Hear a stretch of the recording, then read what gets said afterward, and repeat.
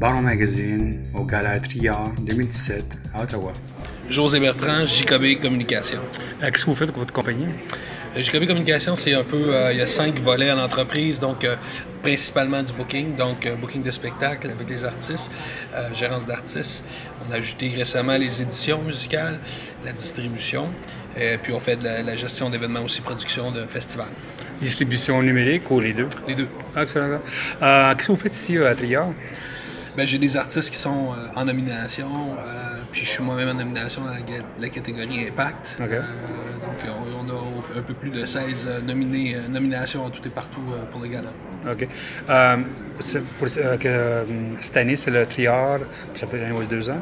Le Triard, cette année, ils ont vraiment ouvert le marché à tout le monde. Ouais. Avant, c'était vraiment très franco-ontarien, puis il y avait des petites affaires un peu partout. Pour vous, c'est important pour vos artistes d'aller chercher une communauté francophone à l'extérieur du Québec? Oui, c'est sûr que c'est important parce qu'on est une petite communauté. On est, je crois, c'est 6 millions dans l'Ontario au complet. On est quand même la 2e plus grande population francophone au Canada après le Québec.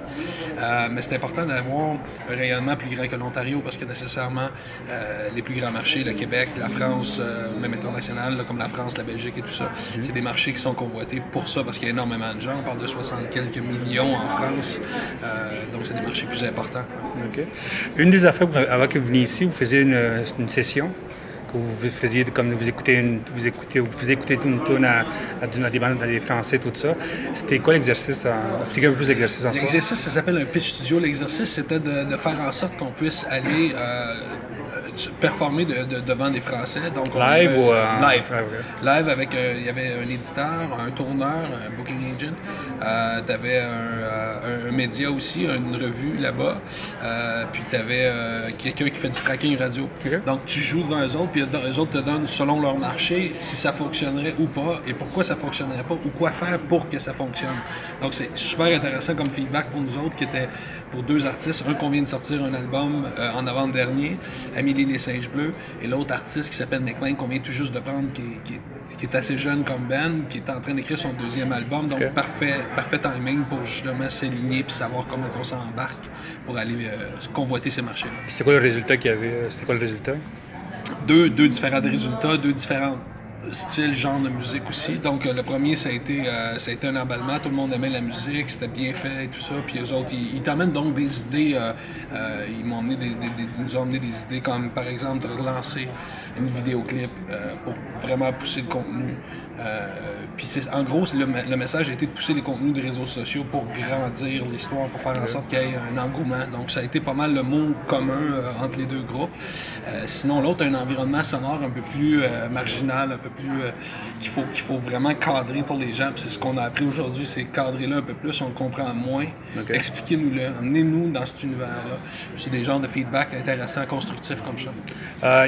L'affaire des réseaux sociaux, ce qui est étrange, c'est que de plus en plus, on sent que des médias puis même des bands essaient de se retirer des réseaux sociaux, de Facebook, tout ça, parce qu'ils perdent le contrôle puis le reach qu'ils sont en train de construire sur le web.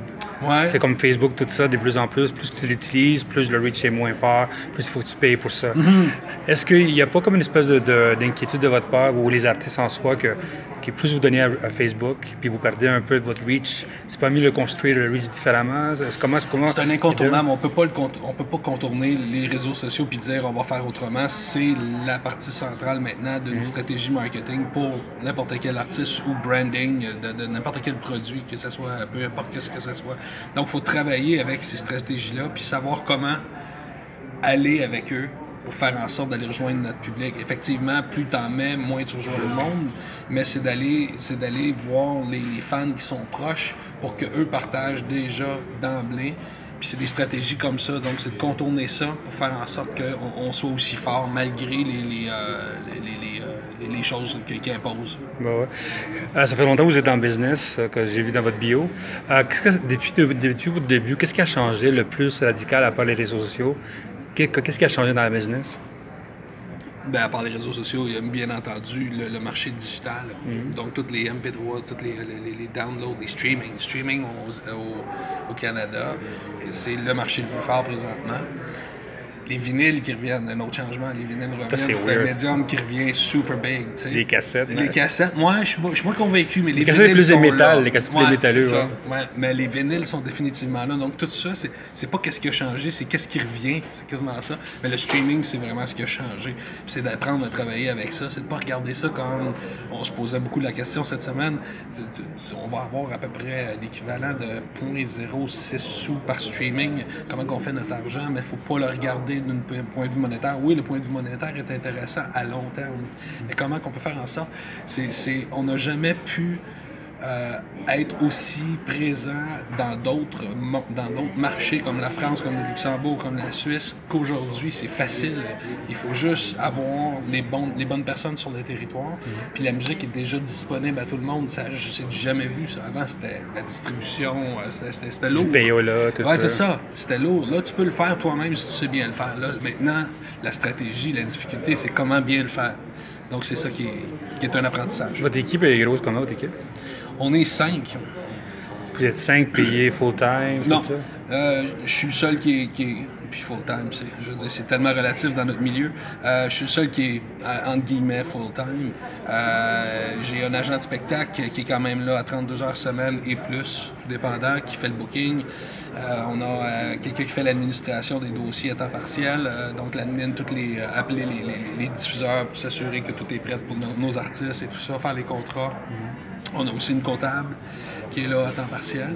Puis tout nouvellement, on vient d'engager un gérant chez nous qui s'occupe d'un autre artiste. Donc on grossit l'équipe, puis parce que c'est important aussi, on parle de relève artistique, mais il y a beaucoup de relève au niveau de la business qu'il faut faire aussi. Il faut former les gens qui vont supporter cette industrie-là.